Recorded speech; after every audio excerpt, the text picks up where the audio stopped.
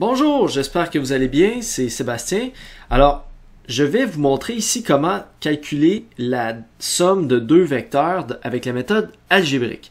Dans la vidéo précédente, je vous ai montré comment le faire avec la méthode graphique. C'est ça qu'on avait obtenu. Donc, le vecteur A qui était 73 mètres à 135 degrés, qui est celui qui est dessiné en vert, et le vecteur B qui est 106 mètres à 243 degrés, qui est celui qui est dessiné en rose.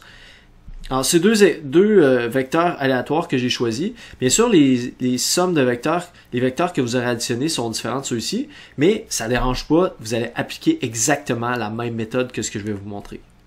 Le vecteur résultant, c'est celui qui est tracé en bleu. Avec la méthode graphique, on était parvenu à trouver le module et l'orientation de ce vecteur résultant.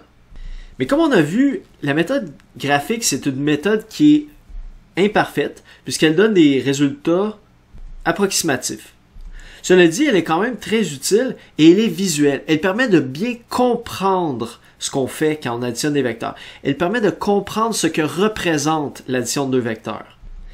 Maintenant, l'avantage de la méthode algébrique, c'est-à-dire la méthode qui utilise les calculs, c'est qu'elle est exacte. Elle va donner la réponse exacte. Donc, c'est très important d'apprendre à la maîtriser aussi. Alors, ce que je vais faire, c'est que je vais reprendre exactement les mêmes vecteurs que ce que j'avais fait pour la méthode graphique, mais cette fois-ci, je vais les additionner avec la méthode algébrique. Avant de rentrer dans les détails du calcul, je veux vous expliquer le principe. Supposons que vous faisiez les deux trajets représentés en bleu pâle ici. Donc, vous partez de l'origine, vous faites un premier trajet de 21,9 km dans la direction de la flèche et ensuite un deuxième trajet de 12,2 km dans la direction de la deuxième flèche. Alors, au final, votre déplacement résultant, vous êtes passé d'ici, le point de départ, et vous êtes allé ici au point d'arrivée, donc en bleu foncé, c'est votre déplacement résultant de ici 23 km. Maintenant, comment calculer cette valeur-là de 23 km et comment savoir c'est quoi l'orientation de ce vecteur-là par rapport à l'axe des X? La logique est la suivante. On va décomposer chacun des deux déplacements dans sa composante est-ouest et dans sa composante nord-sud. Alors, qu'est-ce que j'entends par composante? Bien, vous voyez ici, vous avez un vecteur et sont représentées ses composantes. Donc, la composante d'un vecteur, c'est comme l'ombre du vecteur sur un axe. Donc, si par exemple, imaginez que vous avez votre vecteur et il est éclairé par le haut, bien, l'ombre que cette flèche-là ferait sur le sol horizontal, la taille de cette ombre-là, c'est ce qu'on appelle la composante en X. Donc, c'est la projection du vecteur sur un axe. De la même manière, si on projette le vecteur U sur l'axe des Y, ça aurait cette longueur-là, qui est représentée par la flèche pointillée ici. Donc, la composante d'un vecteur, c'est la projection de ce vecteur-là sur un axe, ou si vous voulez, l'ombre du vecteur le long d'un axe. Fait que si ça représente un déplacement que j'ai fait, ça veut dire que j'ai fait un déplacement de cette taille-là ici, delta x, le long de l'axe des X, donc dans la direction Est, et j'ai fait un deuxième déplacement, c'est comme l'équivalent d'avoir fait un deuxième déplacement ensuite dans la direction Nord.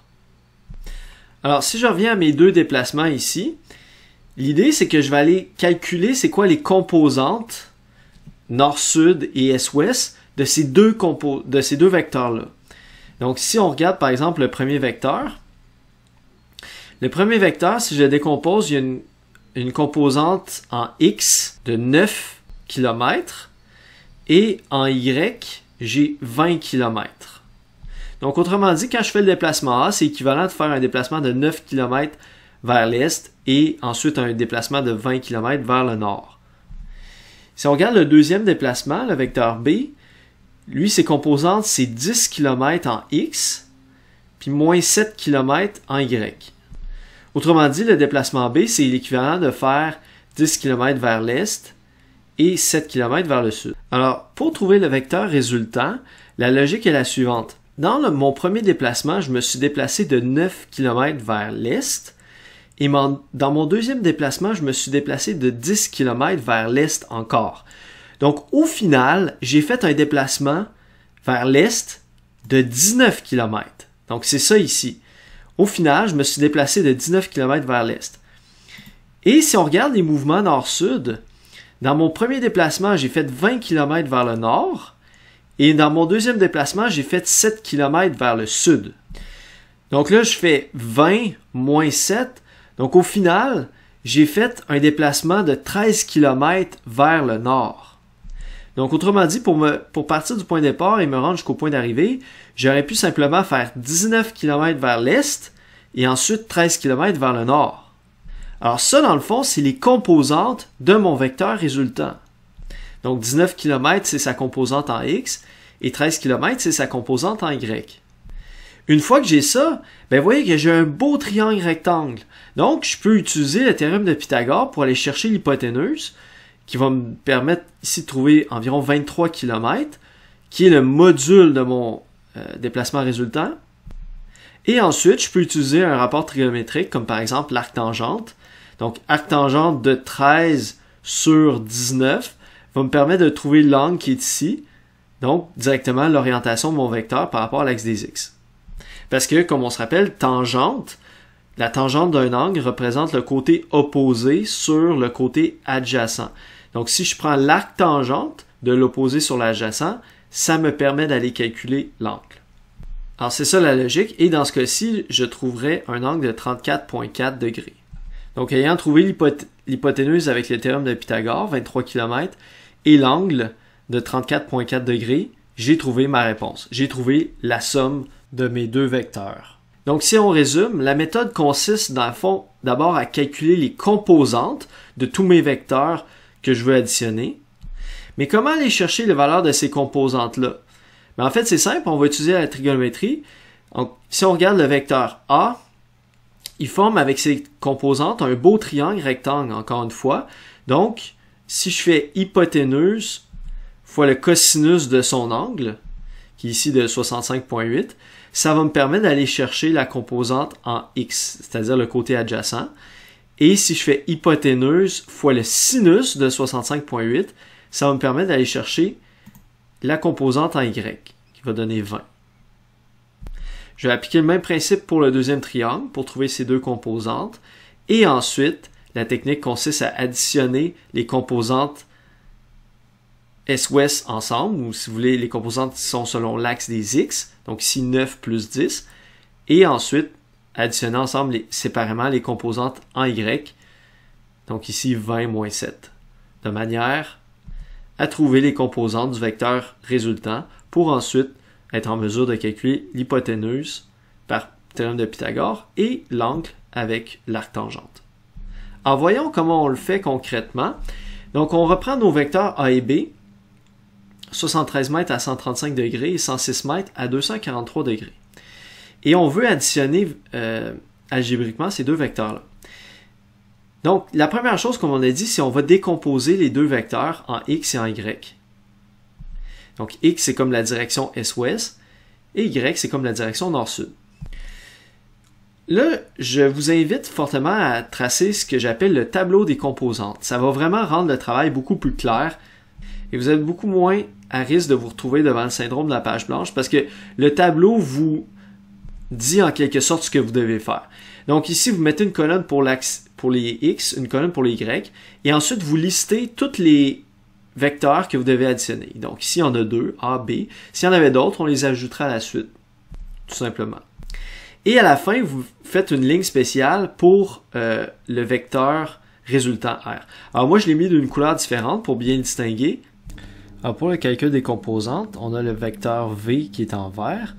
Et on a ici la composante en X qui est en rouge, c'est l'ombre du vecteur sur l'axe des X. Si vous prenez votre vecteur et que vous projetez son ombre sur l'axe des Y, vous avez la composante VY ici, en bleu. Alors comment les calculer? Alors c'est simple, on va, sachant l'angle qui est ici, on va l'appeler θ, on va utiliser les rapports trigonométriques. Par définition, cosinus d'un angle, on se rappelle SOHCAHTOA, le cosinus d'un angle, c'est l'adjacent sur l'hypoténuse.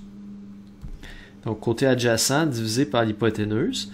C'est quoi le côté adjacent? Alors, on se rappelle, c'est toujours relatif à l'angle θ ici. Alors, c'est le côté qui touche, mais en fait, c'est la cathète qui touche. Donc, ça ne peut pas être l'hypoténuse. L'hypoténuse n'est jamais ni le côté adjacent, ni le côté opposé.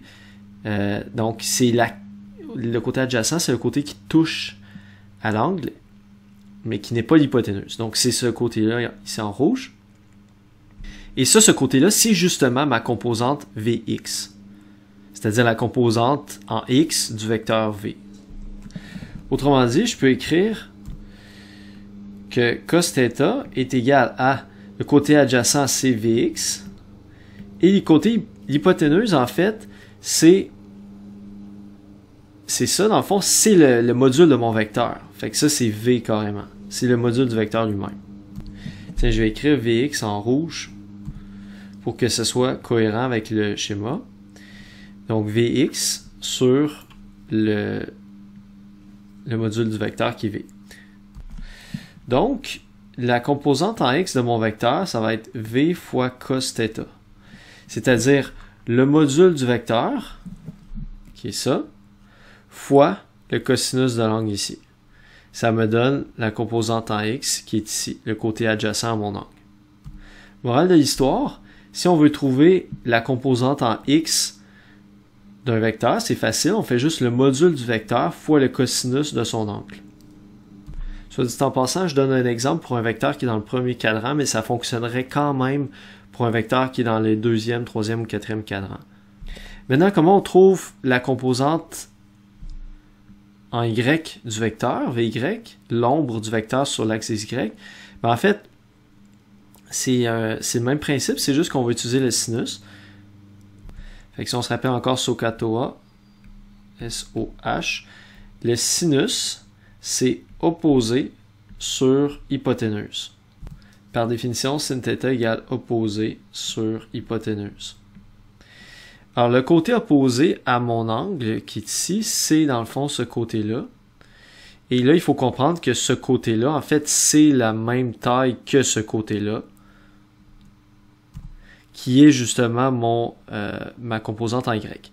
Donc, en fait, ce côté-là, ça correspond justement à ma composante en Y. Donc, sinus θ. Alors, le côté opposé, c'est justement ma composante en Y, Vy. Composante en Y du vecteur V. Et l'hypoténuse, c'est, encore une fois, dans le fond, c'est le module de mon vecteur lui-même. Donc, je vais l'appeler juste V. Ce qui veut dire que si je vais aller chercher la valeur de Vy, j'envoie le V à gauche de l'équation. Là, puisqu'il est divisé ici, pour l'envoyer de l'autre côté, il devient multiplié. Il faut toujours inverser l'opération lorsqu'on change de côté un terme. Donc ici, c'était divisé, ça devient multiplié. Fait que Vy est égal à V fois sin θ. Donc pour trouver la composante en Y d'un vecteur, je vais simplement faire le module du vecteur fois le sinus de l'angle. Alors je vais appliquer ça ici. Donc pour le premier vecteur, mon module c'est 73 mètres et mon angle c'est 135. Donc ça fait 73 cos 135 pour la composante en x et en y 73 sin 135. Quand vous faites ce calcul-là sur une calculatrice, n'oubliez pas de vous assurer que votre calculatrice est en mode degré. Sinon, si votre calculatrice est en mode radian, bien sûr, ce calcul-là ne vous donnerait pas la bonne réponse. Alors, ensuite, on fait le calcul.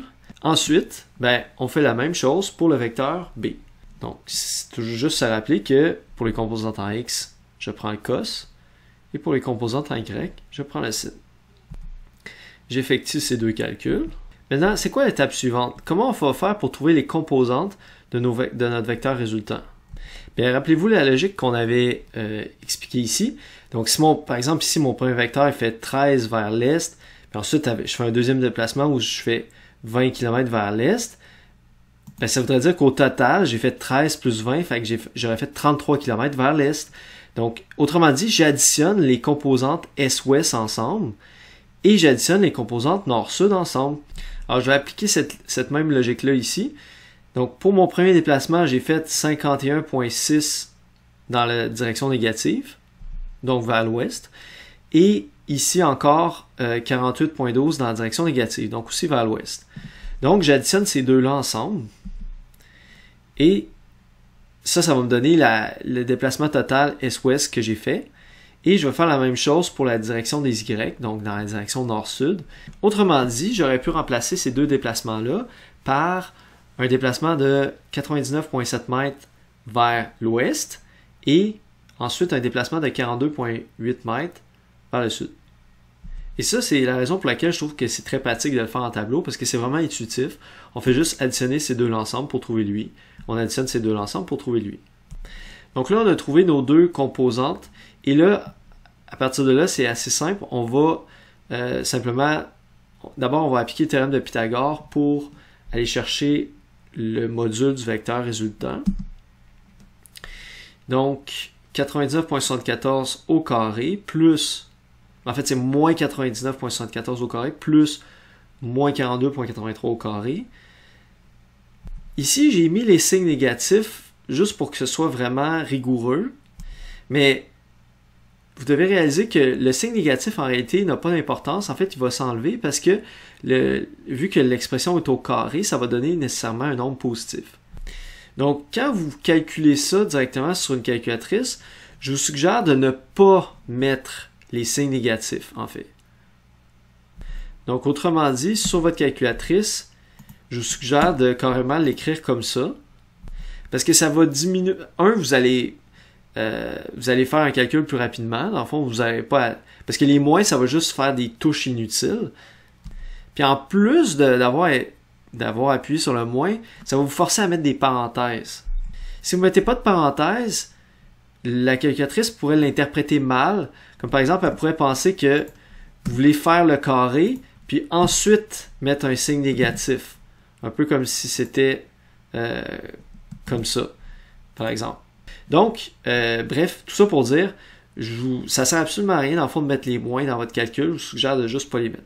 Et ça va diminuer les sources d'erreur. Alors, si on fait ce calcul, on va obtenir 108,5 mètres.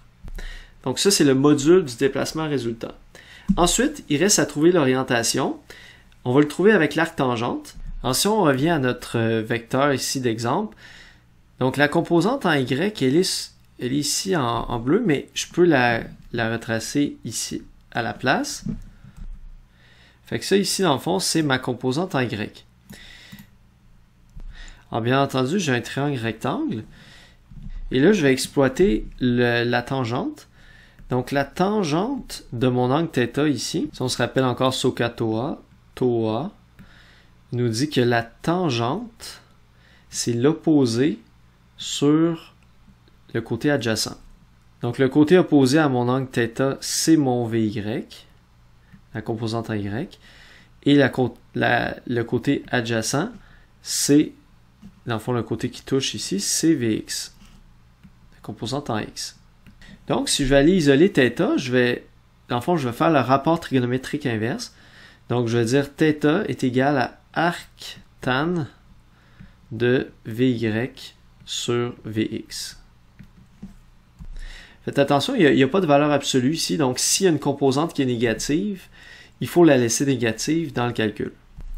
Arc tan, on l'appelle aussi la tangente inverse ou tan moins 1. C'est exactement la même chose. Personnellement, je préfère la notation arctan, puisque la notation tangente moins 1 mène à confusion, parce qu'on pourrait penser que ça, c'est comme l'équivalent de exposant moins 1, mais ce n'est absolument pas le cas.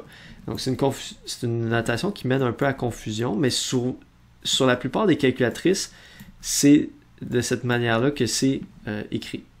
Donc, pour trouver l'angle, on va faire l'arc tangente du rapport de la composante en Y sur la composante en X. Donc ici, le vecteur, là, il s'appelle R dans mon exemple. Fait que c'est RY sur RX. Je fais ce calcul et j'obtiens 23,24 degrés.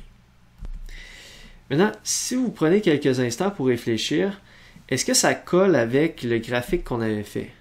Ça colle pas. OK, on avait obtenu un angle plutôt de 203 degrés. Donc, pourquoi cette différence? Alors ici, il faut comprendre que quand la composante résultante en X est négative, comme c'est le cas ici, il faut corriger l'angle qui est donné par l'arc tangente. Donc, il faut additionner 180 degrés à l'angle trouvé à la calculatrice avec l'arc tangente. La manière que la fonction arc tangente est définie, elle ne peut donner que des angles compris entre moins 90 degrés et plus 90 degrés. Donc quand on est à l'extérieur de cet intervalle-là, il faut additionner 180 degrés à la réponse pour trouver le vrai angle. Donc simplement vous rappelez que vous devez toujours vérifier est-ce que ma composante résultante en x est négative, oui ou non. Si elle est positive, vous gardez l'angle tel quel. Donc ici, on prend 23,24 degrés plus 180 degrés nous donne 203,2. Il reste maintenant à exprimer la réponse finale avec 3 chiffres significatifs pour le module et pour l'angle.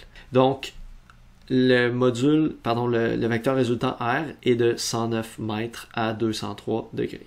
Et ça, c'est notre réponse finale. Est-ce que ça colle avec ce qu'on avait trouvé avec le graphique? Oui, ça marche. C'est exactement ça qu'on avait trouvé avec le graphique. Donc, vous voyez que ces deux méthodes sont cohérentes entre elles, ils donnent les mêmes réponses. Sauf que celle-ci vous donne vraiment une réponse exacte, la méthode algébrique. La méthode graphique vous donne une réponse approximative. Le degré de précision de votre réponse va dépendre du degré de précision de votre tracé. Faisons une synthèse de la méthode. D'abord, on décompose chacune des vecteurs qui doivent être additionnés dans leurs composantes x et y. Pour les x, on fait module fois le cos de l'angle, et pour les y, on fait le module fois le sin de l'angle. On calcule toutes les composantes de tous les vecteurs additionnés de cette façon-là. Ensuite, on additionne les composantes x ensemble et les composantes y ensemble, séparément. Ça nous donne les composantes du vecteur résultant. Ensuite, on applique le théorème de Pythagore sur ces deux composantes-là, de manière à trouver le module du vecteur résultant. Et finalement, on applique l'arc tangente, la composante en y sur la composante en x, de manière à trouver l'angle. Sauf qu'il faut bien faire attention que lorsque la composante en x est négative, il faut additionner 180 degrés à l'angle, de manière à trouver le bon angle. Et là, une fois qu'on a fait ça, on a terminé le problème. Il ne reste plus qu'à arrondir les réponses. Et le tour est joué. Maintenant, je vous recommande vivement de faire des exercices de manière à vous pratiquer et assimiler la méthode. Les premières fois, vous aurez peut-être des blancs dans la méthode. Vous pourrez juste revoir la vidéo au besoin. Mais à force d'en faire, vous allez devenir habile et vous allez finir par être capable de le faire les yeux fermés. Il suffit vraiment de le pratiquer à plusieurs reprises pour l'assimiler et que ça devienne facile. Si vous voulez comprendre la méthode graphique pour additionner des vecteurs, je vous invite à consulter la vidéo qui apparaît à l'écran. Sur ce, je vous dis à la prochaine et je vous souhaite un très bon succès.